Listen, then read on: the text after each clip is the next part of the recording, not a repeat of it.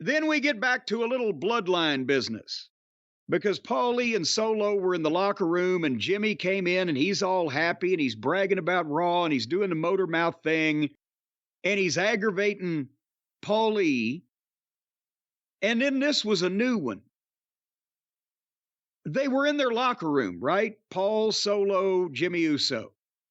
And as Jimmy's doing that, Paul looks up toward behind where the camera is and suddenly is like, ooh, like he sees something.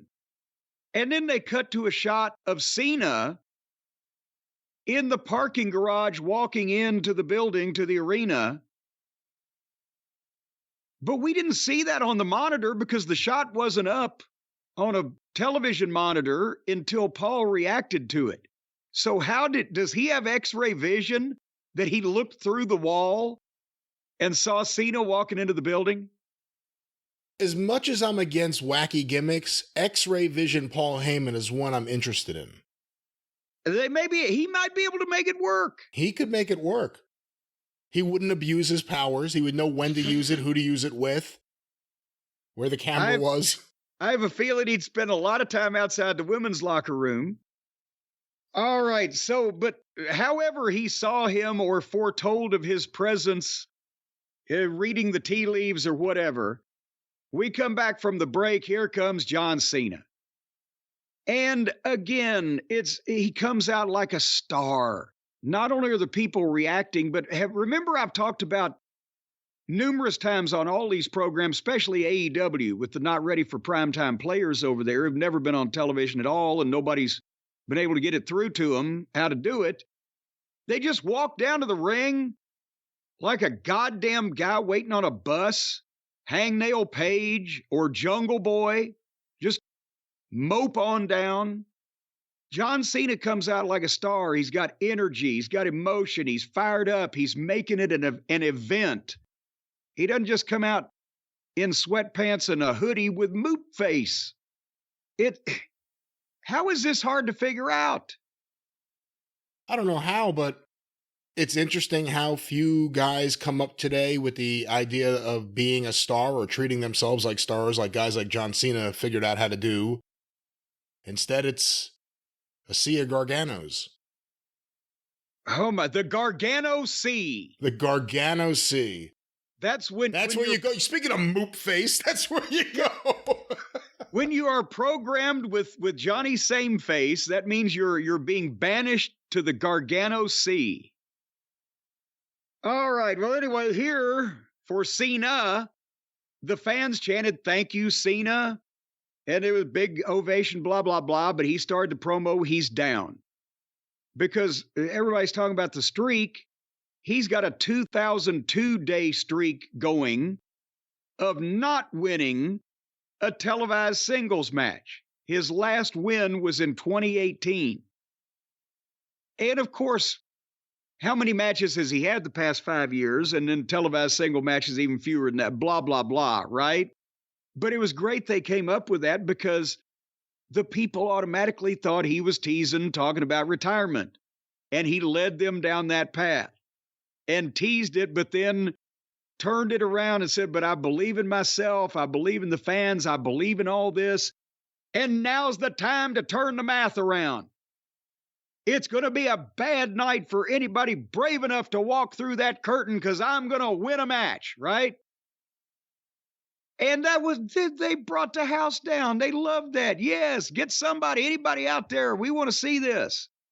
And here comes Solo, the solo music, and he's making the entrance. And people are like, oh, shit.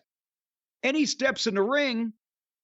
And at that point, Brian, did you notice what I noticed when Solo and Cena are in the ring for this match that he's challenged for? I'm not sure. What did you notice? There was no referee.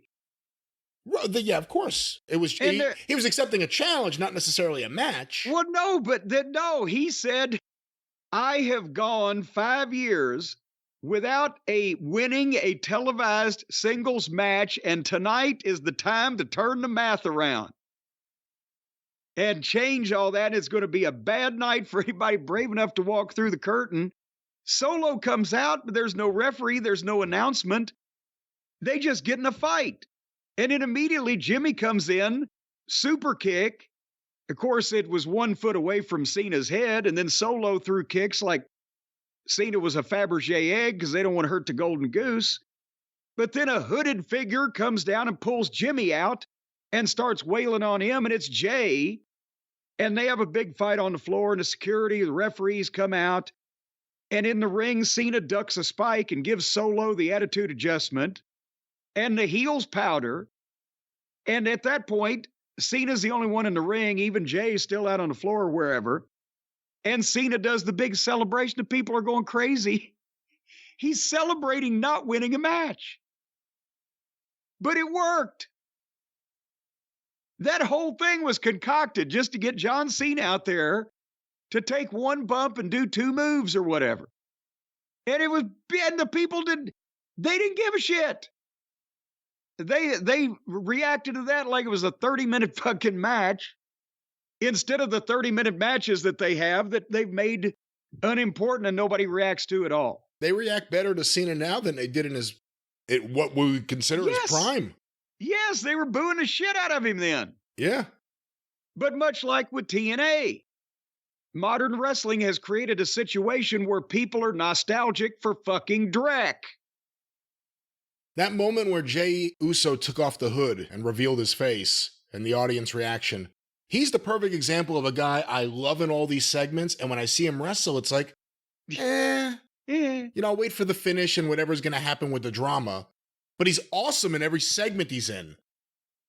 And Cena is as over today as he's ever been. And they keep getting him on these shows until he goes back to work. I think they thought he was going to go back, and the actors are still on strike. The writer's strike was settled. The actors are still on strike. Well, are the actors being pricks about this whole thing? They're better than the writers? No, I think the studios may be the ones being pricks, and they don't want to give the actors, again, the actors have a lot of concerns, whether it's revenue from various forms of technology that were not there in the past, or the future of AI and how it would affect basically creating not robot, but synthetic versions of these actors in the future. So there's a lot of questions that have to be answered, but hey, yeah, that'd be a great thing for the studios to put in, or for the WWE to put in. If you get hurt during the filming of our fucking deal or during our program with you on our television, we have the right to substitute an AI-generated hologram in your place. Think of how many things in wrestling history would have changed if no one ever needed time off. You could finish whatever program you had booked. Good Lord. For the positive and the negative, that would be mind-altering.